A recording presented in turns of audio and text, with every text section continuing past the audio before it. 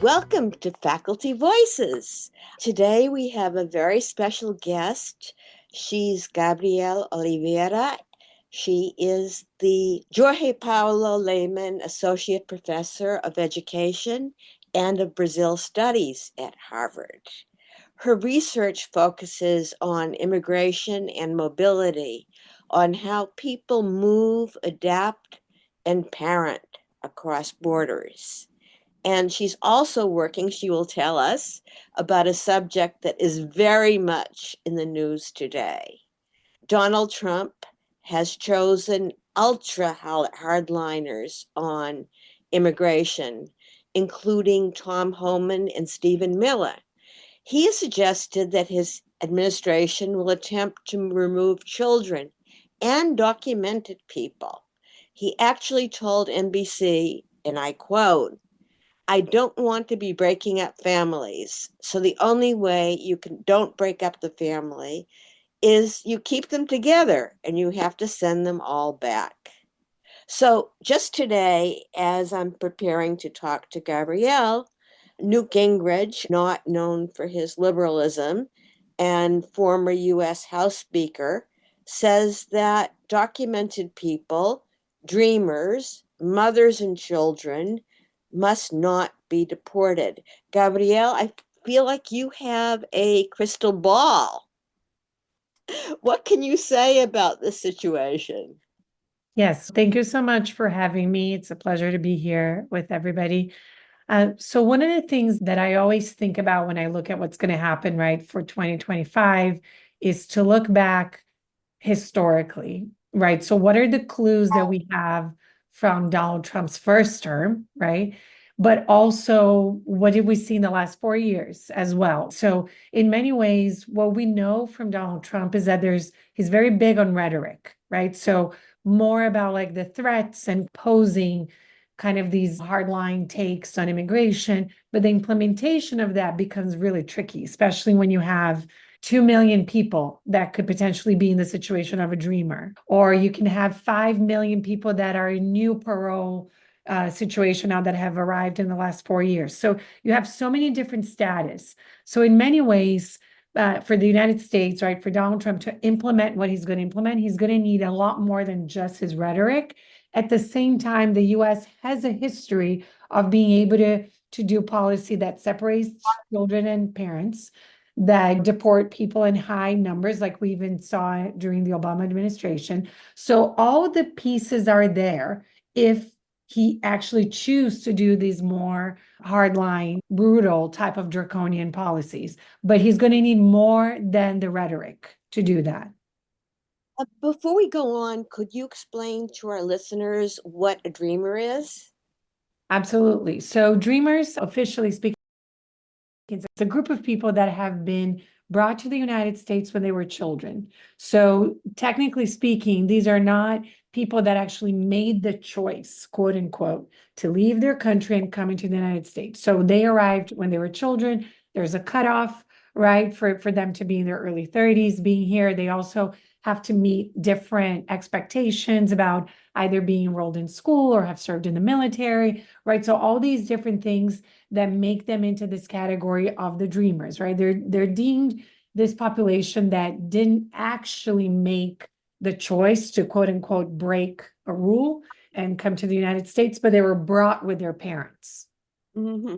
So when we're talking about Trump's new hardline policies, we're talking about the possible deportation, a change in status for these people, a change in status for people who are here from certain countries under a status that allows them to stay because of the situation in their countries.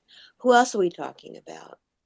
So I think the first group that this administration may target specifically are folks that are undocumented in terms of having arrived or having entered the United States without going through a port of entry. Because you have different ways of entering, right? So you have an entire category of people who have arrived in the United States on a tourist visa, let's say, and overstayed that tourist visa and then became undocumented. But that category is different from, for example, entering the United States, but never having been caught or identified by Border Patrol or never detained, for example. Those are very different. There's also the category of people that arrived, were detained, and that were allowed to stay in the United States to wait for a judgment, to wait to know what's going to happen to them. And there's millions of people in that category. So the government has been saying what the approach will be more for the people that they can just blankly say they committed a crime because they entered without authorization. If they can drive this particular rhetoric, this angle, then this is the first group of people that they're going to be going after. But we know that in the United States, we can have anywhere between 11 to 15 million undocumented folks. So again, the implementation of that, it's going to become really tricky. They can start with, can we identify anybody that has committed a felony or a small crime or anything, and then go through the procedure of having ICE and federal enforcement go after that. So they're going to have to decide how to get to these different groups. But I think the dreamers and the folks who are having this temporary status, so folks who are coming from Venezuela, from Cuba, from Nicaragua, historically have had this protection. But the government is also saying we're going to want to remove those protections. They're no longer going to have those paroles. But then again, I think they're going to target first. Probably they're going to target those kind of rounding up, looking for where there are lots of undocumented folks working, and start to have those deportations that also will catch the media. Even if it's not millions of people, if they're deporting a small group of people, but the media catches that and makes a big deal out of it, for Trump, that's a win, because it's going to look like he's doing this huge deportation procedure. What kind of clues do you have from your study of the first Trump administration as to what is going to happen going forward? So I'd say two main things. The first thing is the Trump administration is not afraid of pushing the limits of what other administrations have considered to be too far. And that's the clue when they did the zero tolerance policy. So having that is our biggest clue that separating children from parents, they would do it again. And now we have enough time that have passed. That's actually what has caused is that people that maybe thought that was awful back in 2018, now maybe thinking maybe that's not as bad as what they told us to be, because they feel so strongly that they're anti positive immigration policies that they're actually thinking that's not a terrible thing. So you have what they did before and the normalization of that. So this idea that this can actually be implemented, we've done it before, and why not do it again? However, we know that the zero tolerance policy actually didn't stop people from coming, right? What actually diminished tremendously for people from coming was COVID 2020. But all these other policies, actually, if you see the 2019 number of Trump, people coming through the border was still increasing. It wasn't going down. What made it drop was 2020 because of COVID. So I think that's the first clue, is that they're not afraid of pushing, and they're going to try different things, because having somebody like Stephen Miller with Donald Trump, he's very good about finding loopholes, finding things that have never been used before, looking at history and saying, let's revive this one. Let's take a policy that has been dormant for 100 years, but let's bring it back. So those are the clues that we have, that this is an administration that wants to deliver on immigration, because that was a promise of their campaign. But what about deporting U.S. citizen children? I like to think that this is rhetoric that's actually not going to happen. And it may be my own wishful thinking, only because I'll say that there's many other people before that will get to that. And I don't think deporting US children will have as wide of a support as other deportations may have for the Republican Party and for the Make America Great Again folks. I don't think it would have the same pull as something else. That's not to say that down the line, they may not want to do that. And the way that sometimes they'll do that, it's not actually, they'll call this a volunteer right, return. So that will also try to take away from deportations versus volunteer return. So might as well that they may spin this as we're not deporting US children, they're choosing to stay with their parents and we're keeping these families together. So you can see how they're going to try to spin the narrative, but I think that group is not going to be the first one to be targeted in 2025 at least. You mentioned when you were talking about Stephen Miller that there might be reactivation of policies that had been used before and lay dormant. What are you talking about? So Title 42 that was used, right, in 2020 was a public health measure that that administration pulled to actually prevent people from coming into the United States. So holding that. And then that also with that after became also having the migration protection protocols, which was this new piece of having people wait in Mexico for the results of their petitions to try to come into the United States lawfully. So they went back to this public health measure that had not been used for a very long time, found a section that they can implement that towards immigration, specifically and at the border. So that's like an example of them trying to be creative about what are the other ways that we can do this, knowing that now the United States of 2025, more people are supporting anti-immigration policies than they did back in 2020 and even in 2018. What we're seeing is that they can actually extrapolate a lot more and find these different policies like they did with Title 42. There were some reports saying that they've been already trying to figure out if there is a disease that they could pull and say, no, no more people are going to be entering through the US-Mexico border. Stephen Miller really likes this idea of if you're undocumented in the United States or if you're an immigrant in the United States and you're pregnant and you have a child here, that your citizenship will not be passed, right, to that child. But that's going to have to change a constitutional right. So again, all these things, rhetoric is bigger than what they're going to have to do, but they're going to be going at this from different angles to get to their objective, which is to deport as many people as they can. So there's a gap between rhetoric and possible action, but we don't know at this point how big that gap is going to be.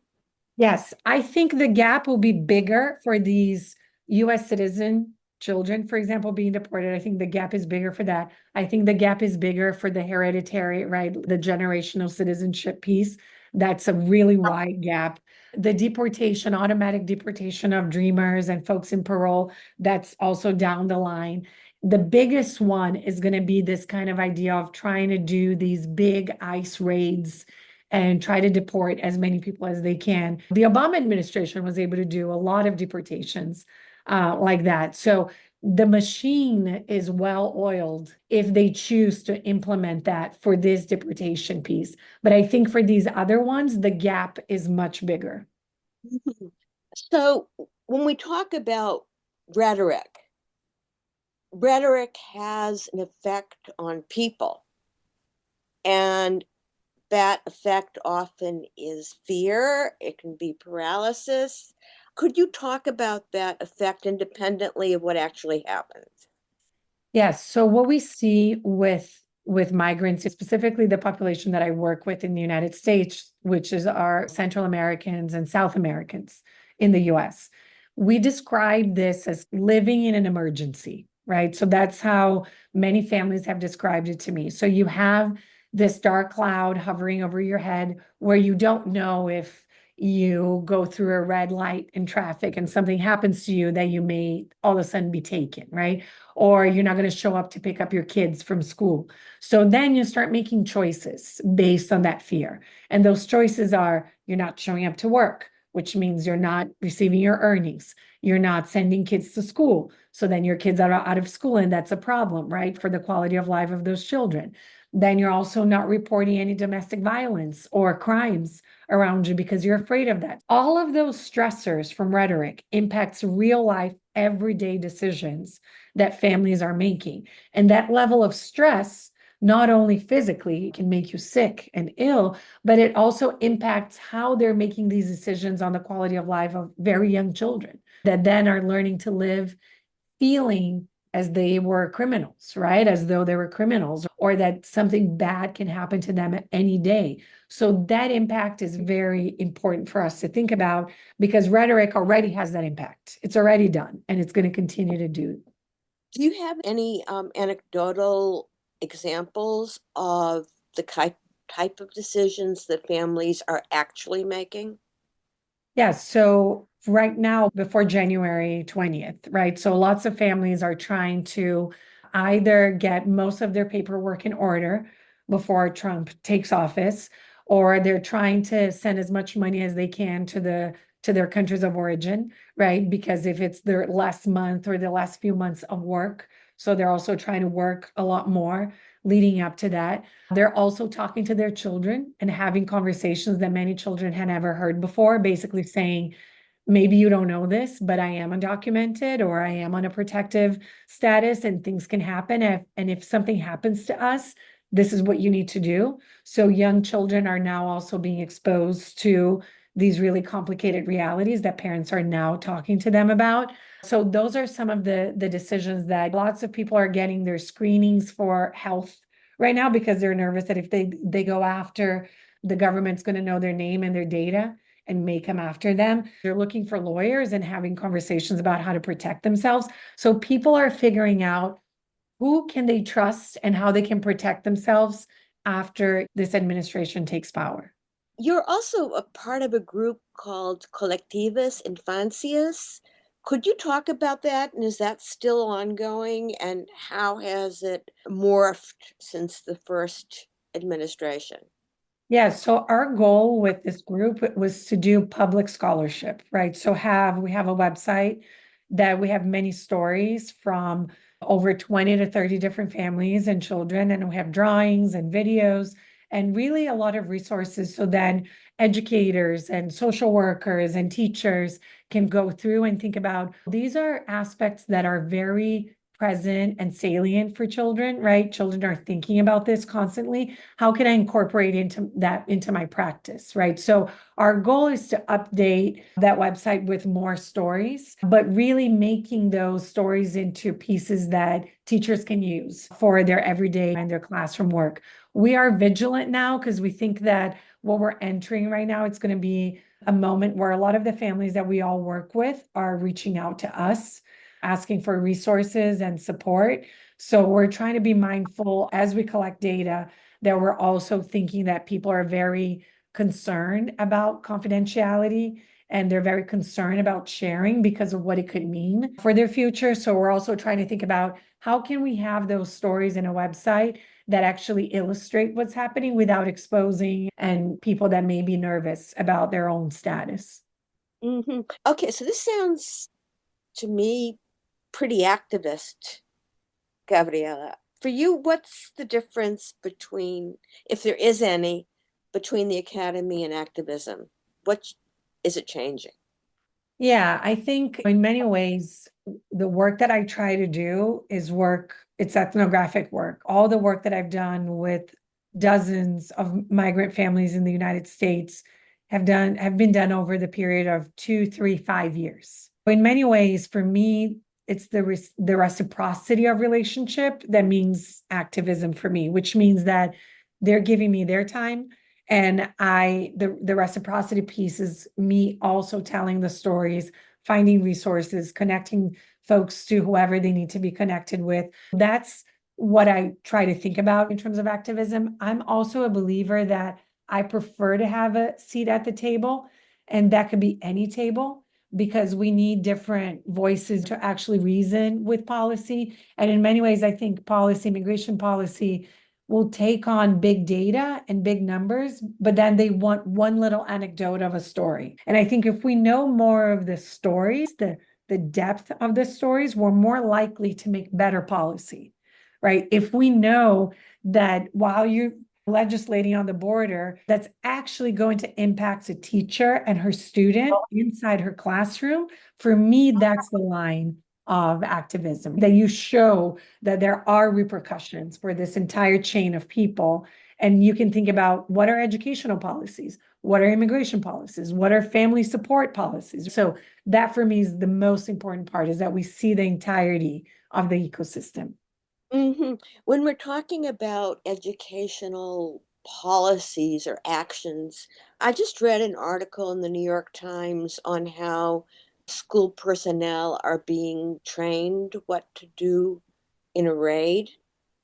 Does I'm thinking back to when I was a little girl and I had a duck under my desk because there might be a nuclear war and how scared I got. What effect do you think is training these school personnel having, even though it's probably a good thing? Yeah, it makes me also think about gun violence prevention, right? And then, you know, this idea that it's also present inside schools. I think I would say that the most important thing for educators, and they want to know, I do a lot of professional development and teacher training on that. And the number one question they want to know is, who are the children in front of me? What are their stories? How do I access those stories in a way that doesn't expose them, but also doesn't suppress them? So it's, you want them to have visibility, but you're also nervous about if they tell me something and I now know, and if the government shows up, what do we do? So I do think that for educators, it's really important to go through these trainings of know your rights and know how to defend and how to support children. My biggest fear is that these become the tip of the iceberg, which is an ICE raid training, right? That's tip of the iceberg, right? When that happens, is chaotic and it's traumatic, and it's very rarely would that not be traumatic, regardless of your training, right? I feel more concerned about what are the pieces in place that all the schools should have, even before, or even if no ICE ever raids the space, right? Which is allowing for children to communicate about it, allowing for children to draw and to write in their own languages, allowing for them to express themselves and bring those issues to the classroom without feeling like it's taboo, that you can't talk about it. So those are way more productive pieces for teachers to be trained and to do versus just keeping the tip of the iceberg, which is not to say they shouldn't. But my concern is that's all that's going to be, as opposed to a deeper training about what we can do to keep their lives safe and to feel like we can support children throughout their academic year. Is this different for teachers in a standard classroom and for teachers, say, of English as a second language or immersion teachers? Yeah, so what we know in the US now is that 1 in 4 children, school-age children, have a parent or more that is an immigrant, right? So that's most likely most teachers in the United States will have at least one or more children in their classroom, regardless if they're in the rural space of Alabama or if they're in the school in New York City, right? Or so they're going to have it. So I think it's important to think about all of the teachers. At the same time, if you're in a bilingual classroom, there's a higher probability that you're going to have newcomer students coming in. And for a lot of the teachers, they're very concerned, and rightly, they want them to be caught up in the subject matter. They want them to be caught up in English, and that's okay. But there's an entire social emotional work that needs to be done for the student to be trusting the teacher to begin with, that I think bilingual education is way ahead versus your general education classroom, right? Because the bilingual ed classroom, they're already talking about kind of multiple cultures and communicating in different languages, and that flows and that's allowed more than perhaps if a student is in a different classroom and he or she expresses themselves in their own language and the teacher says, no, English only here, right? That can really suppress the trust, that can really erode the trust between a student and a teacher. So we can take lessons from bilingual education in many ways. That's really interesting. Speaking about lessons, and you have a forthcoming book, can you tell us about that? Yes, I'm very excited. It's going to be published by Stanford University Press, and it's called Now We're Here. That's the main title, and many other words come after: family migration, children's and education, the dream for a better life. So really the Now We're Here piece means that's the single most spoken sentence I got from the dozens of interviews I did, which is this take from children and parents alike that, yes, we can talk about everything we've been through, why we left our countries because of violence, poverty, corruption, lack of opportunity, all of that. We can talk about what happened to us at the border, which was detention and separation for a lot of these families. However, there's a presentism in how they think about their lives, which is this now we're here, which is really this hopeful thinking that there's a reason I've been able to go through all of this, right? And it's for my children. And education is really what anchors that belief moving forward, that because my kids can have an opportunity for a better education, these sacrifices are worth it, right? So it's a mix between, obviously, there's a lot of the stories of leaving a beloved homeland, the trauma of doing that, what happened at the border, but it's also this idea that there's also joy and there's also people are multifaceted. They're not just a suffering being, right? There's also joy and all these other things that I try to show. Wow, that is amazing. I'm almost hesitant to ask you my last question because what you said would be such a beautiful ending, but I'm going to go ahead anyway because I know that you've been doing ethnographic field work in Brazil about Venezuelan migrants. So could you talk to us a bit about that and then perhaps relate it back to what you just said about now we're here? Yes. So people don't leave their homes, right? Unless they think they have to, right? Unless it feels so dangerous to stay that the danger of leaving is warranted, right? And especially families bringing children with them. So that is something that happens worldwide, right? Whether if it's Venezuela to Brazil or all these other flows that I described coming into the United States. The Venezuelan migration to Brazil is newer. So it's the peak was really 2018, 2019, and now we had another peak as well. But in this case, what's interesting is that Brazil has not been a country with such large amounts of immigrants in the same way that maybe other countries have. So I'm really looking at how children learn together inside the classroom, Venezuelan and Brazilian children together. And one of the most interesting things I have found so far is that children themselves are not excluding one another. They're not pointing fingers and saying, you came from Venezuela, so you can't do this or you can't do that. They're doing that based on other things that children do anyway. But these are all learned behaviors, right? To be xenophobic, to discriminate, to do all of that. And I think for me, it has been really reassuring to see that while many adults are doing that, children themselves are holding down the fort of strength and resisting these very damning narratives of pointing the finger to the immigrant as the problem. And can you relate that back to what's going on in the United States? So the story of finding somebody to blame for everything that goes bad in our society repeats itself wherever I go and I do this work. And what's really interesting to me is that some of the Brazilian folks that have been very resistant to Venezuelan migration, sometimes what I tell them, do you know that there's many Brazilians where I live in Massachusetts? And Brazilian children sometimes are also discriminated against when they go to school in the United States. And they're also not given opportunities. And how does that make you think about this? And many folks are like, that's right. It could be us at any point. How do you know? So I think it's this connection of understanding that migration is as natural as sleeping and drinking water and breathing. That's going to happen for the rest of our lives, right? Nobody saying that you're pro or anti-immigration is not helpful. What's helpful is to understand what kind of policies will work. Because when we call something a crisis, right? When we say there's a crisis at the border, it's not out of the blue. It's man-made, it's people-made. So that has been very interesting to see both in Brazil and in the United States. Thank you so very much. You've been listening to Gabrielle Oliveira.